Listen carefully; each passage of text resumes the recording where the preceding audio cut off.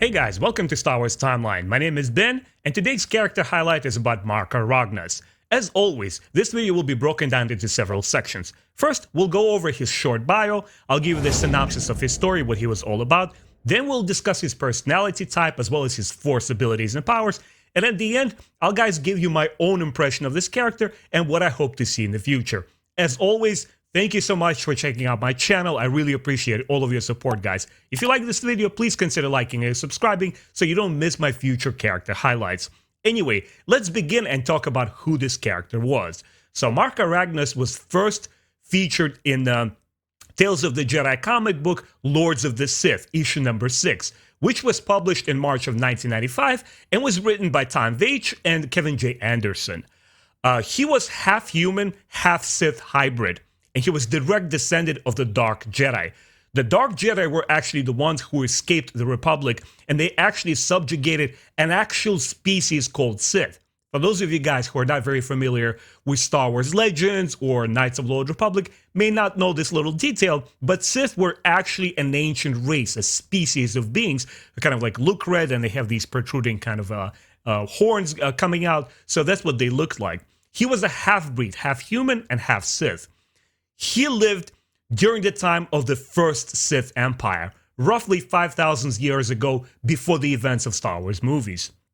And he was considered one of the greatest Sith Lords of his era. He dueled another powerful ancient Sith Lord called Simas in order to get dismantled and be called the Lord of the Sith. He waged a ruthless campaign, pitting his adversaries once against each other so they could never get an upper hand on him. And he wanted to eliminate all the competitions from any direction, whether it's be the Old Republic or the Sith Lords. He wanted his throne to be unchallenged.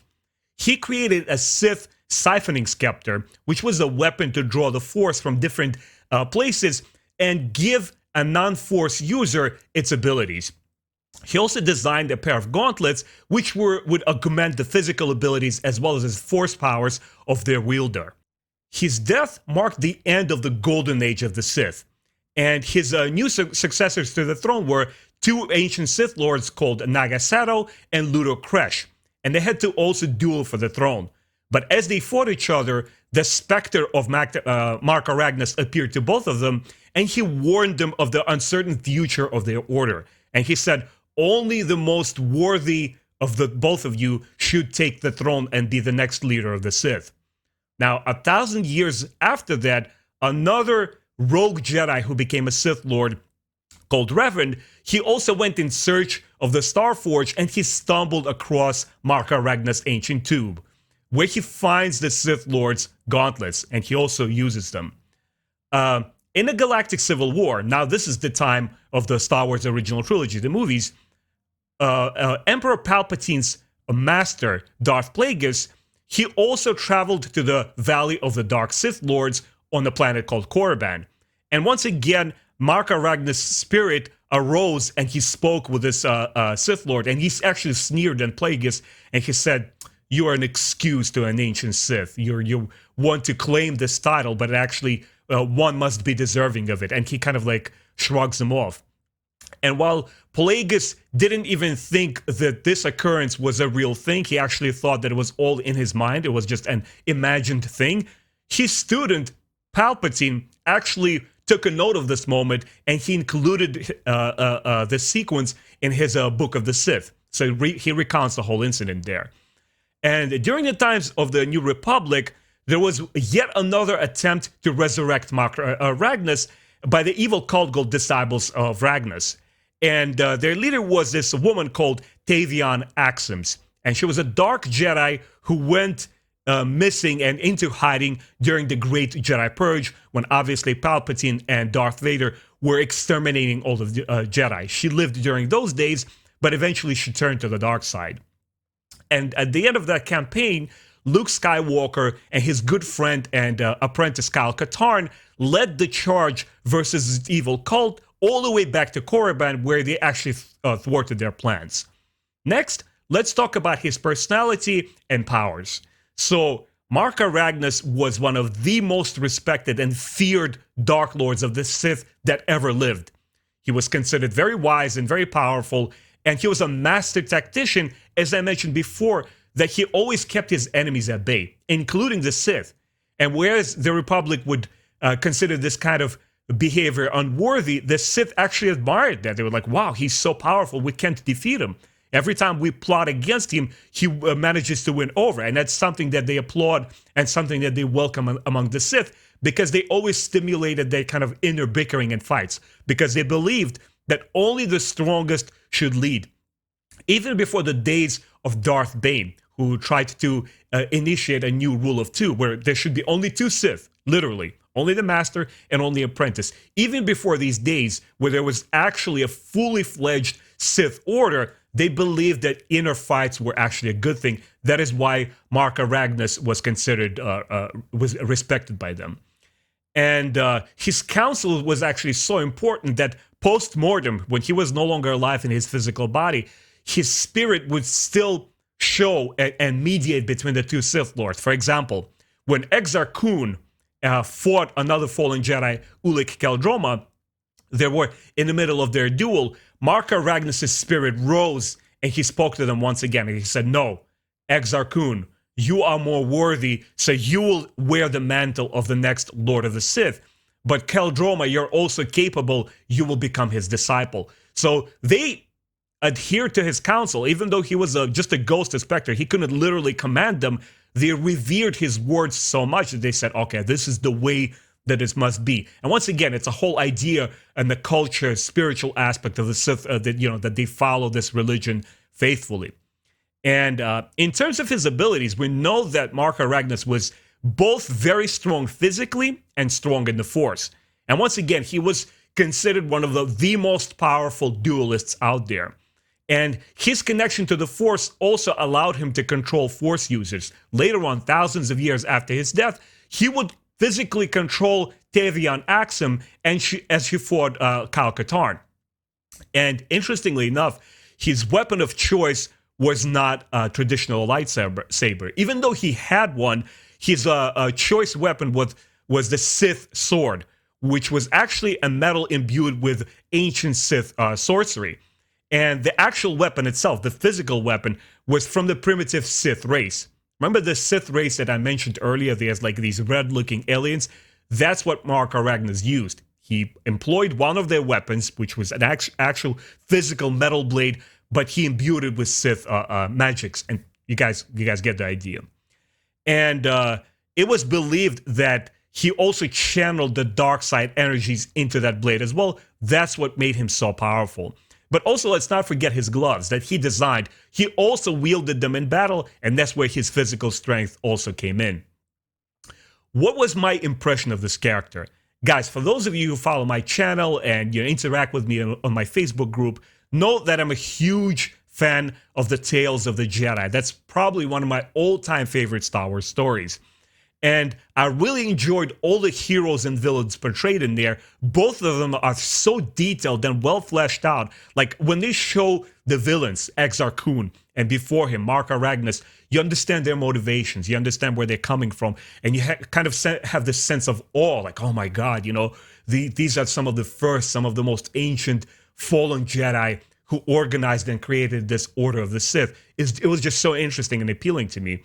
And obviously, when you read the Tales of the Jedi graphic novel and you see the ancient Korriban and you see the ancient Valley of the Sith Lords, obviously these were all inspired by real-world history. And as a kid, I was a huge fan of the ancient Egypt, Egyptology. I always used to look at the pictures of ancient pyramids and read up on all that stuff. Oh man, that was just fantastic to me. And when you look at Korriban, and for those of you guys who are following my Star Wars The Old Republic playthrough videos, I just started my first character, the Sith Assassin, and you begin playing on Korriban.